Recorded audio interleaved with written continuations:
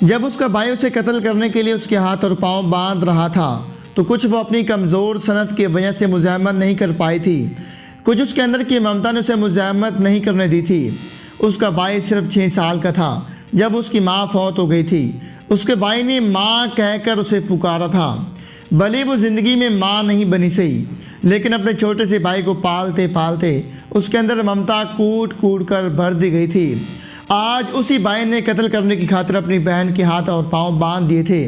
बालों से पकड़कर उसके मुंह पर थप्पड़ बरसा रहा था और कह रहा था कि तूने हमारी गैरत का जनाजा निकाल दिया है, आज तुझे मार कर ही मैं अपने गैरतमंद होने का सबूत दे दूंगा।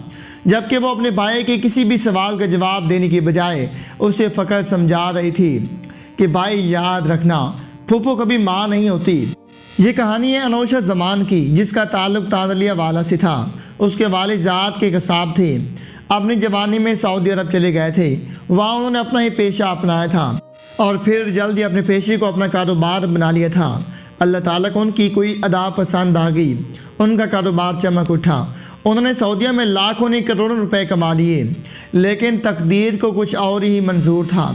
उनको अपनी औलाद को जवानी में देखना नसीब ना हुआ था और ना ही उनको औलाद के नसीब में वालिद की खिदमत करके रब को राज़ी करने का मौका आया। वो सऊदी अरब में किसी हादसे में फौत हुए और उनकी डेड बॉडी पाकिस्तान आ गई।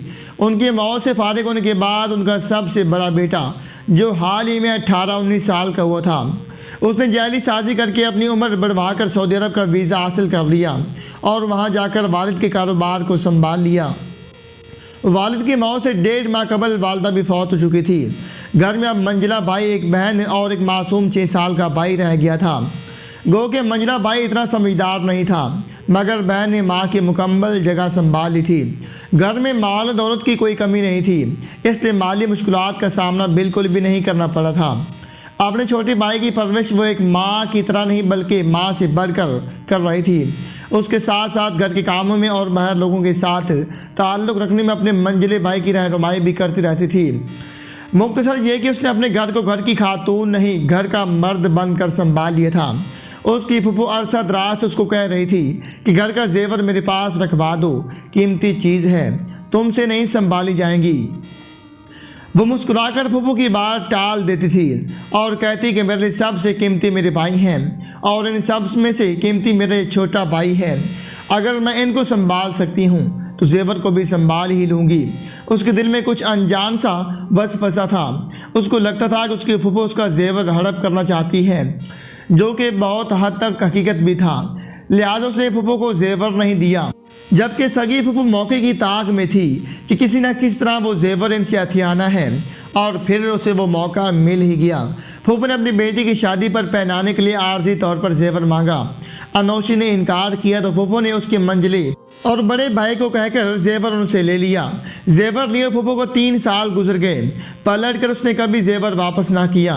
अनोशी का खदशा हकीकत में बदलने लगा तो उसने फूफू से जेवर वापस मांगा और बताया कि वो अपने भाई की मंगनी करना चाहती हैं, वहाँ जेवर की ज़रूरत होगी।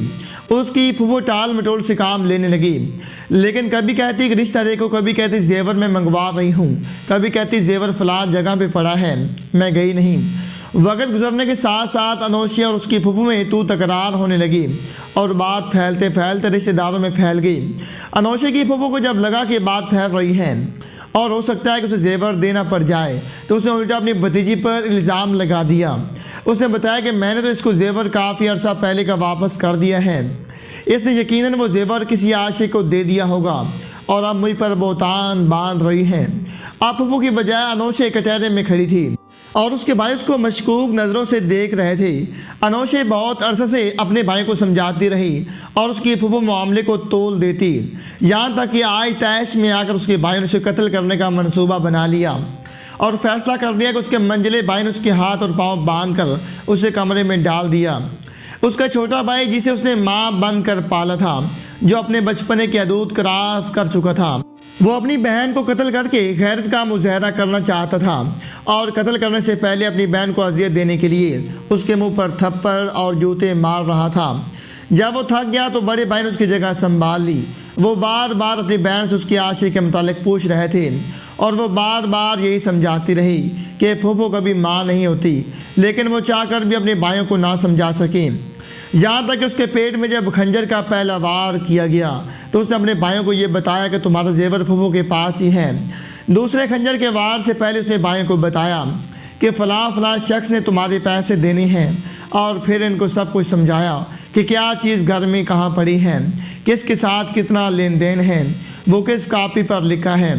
उनको उस कापी के मुतालिक बताया, मगर तब भाई अपने घर का मुजाहरा कर रहे थे। उन्हें अपनी बहन का बोलना नागवार गुजर रहा था, इसलिए उन्होंने कुल्हाड़ी का एक ही वार करके सर धड़ से अलग कर दिया।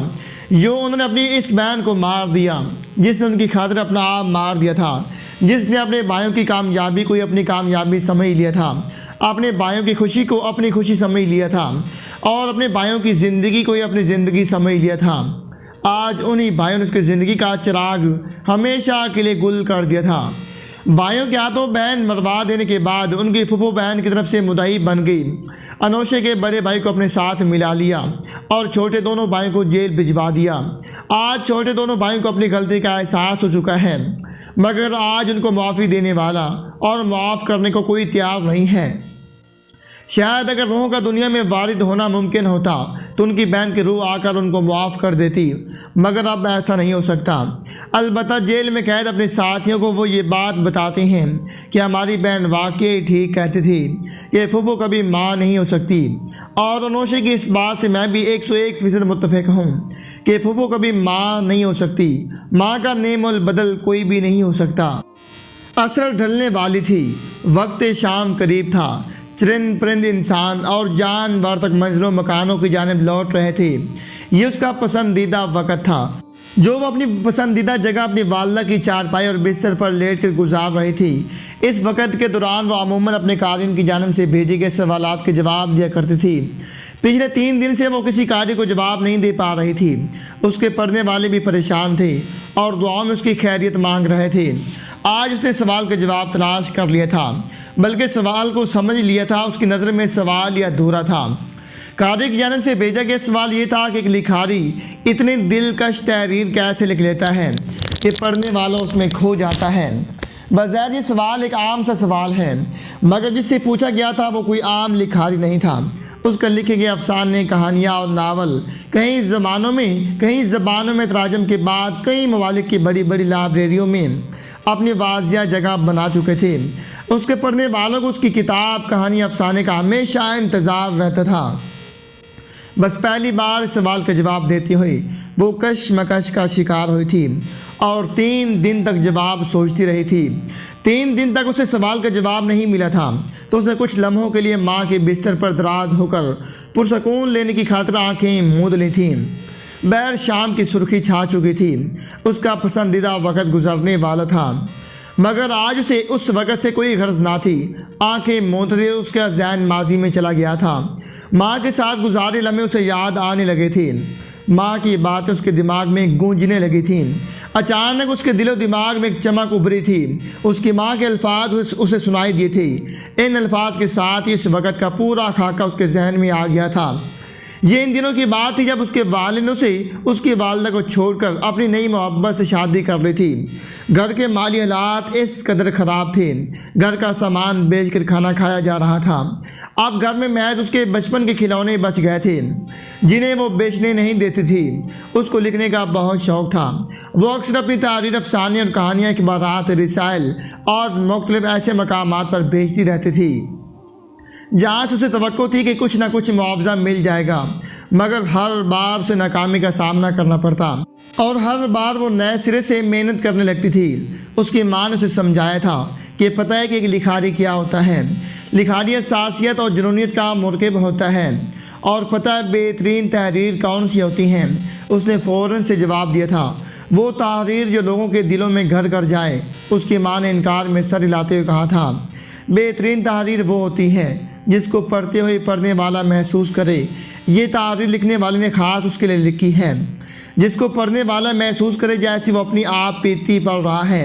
उसकी माँ के अल्फाज ख़त्म हुए थे और उसे उसके सवाल का जवाब भी मिल गया था और ये भी पता चल गया था कि वो सवाल का जवाब क्यों नहीं दे पा रही थी। उसने तस्दीक करके सवाल मुकम्मल किया था और अब सवाल की नोयत कुछ यूँ थी कि लिखारी क्या होता है। लिखारी इतनी दिलकश तहरीर कैसे लिख लेता है कि पढ़ने वाला उसमें खो जाता है। सवाल के जवाब में उसने अपनी वालदा के अल्फाज लिखे थे। लिखारी हसासियत और जुनूनियत का मुरक्कब होता है। वो जो कुछ भी लिखता है उसे पहले अपनी ज़ात पर महसूस करता है, फिर उसमें ऐसे अल्फाज या वाक़यात को निकालता है जो पढ़ने वाले के लिए तकलीफ़ या अजियत का बायस बन सकते हों, और साथ उसने अपनी वालदा के वो अल्फाज भी लिखे थे जिसमें उन्होंने बताया था कि बेहतरीन तहरीर वो होती हैं जो पढ़ने वाले को खुद पर बीती हुई महसूस हो। आखिर में उसने बताया था कि मेरी कितनी किताबें और तहरीर कितने महलों की जीनत बन चुकी हैं। सवाल का मुकम्मल जवाब तहरीर कर लेने के बाद उसने लिखा था कि तहरीर लिखना एक माँ की कोख में मौजूद बच्चे को दुनिया में लाने जितना मुश्किल काम होता है, इतनी तकलीफ़ बर्दाश्त करनी पड़ती है, इतना ही सब्र करना पड़ता है, और फिर ऐसे ही हौसला रखना पड़ता है जैसे कई बार माँ बच्चे की कोख में मर जाता है। ऐसे बिल्कुल ऐसे ही महज खाके ज़हन में ही मर जाती हैं और कुछ अल्फाज कागज़ की जीनत बनने के बाद रद्दी की टोकरी में चले जाते हैं। जैसे जन्म लेने के बाद औलाद की मौत हो जाए तो माँ को दुख होता है, ऐसी एक लिखारी को भी दुख होता है।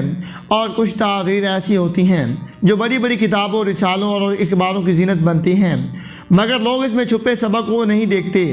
उसका दुख इतना होता है जिसे पाल पोस कर औलाद को जवान करके मकाम पर पहुँचाया जाए और फिर वही मकाम उनकी मौत की वजह बन जाए।